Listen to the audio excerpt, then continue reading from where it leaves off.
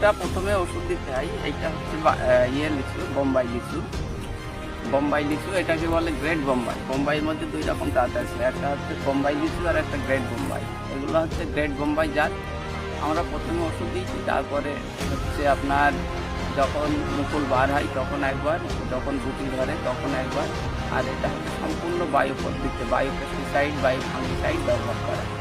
সত্যি বিদেশেও যাচ্ছে, এখানে বোম্বে হয়ে বিদেশেও যাচ্ছে, বিদেশে ইসরায়েল পর্যন্ত এই লিচু চলে যাচ্ছে।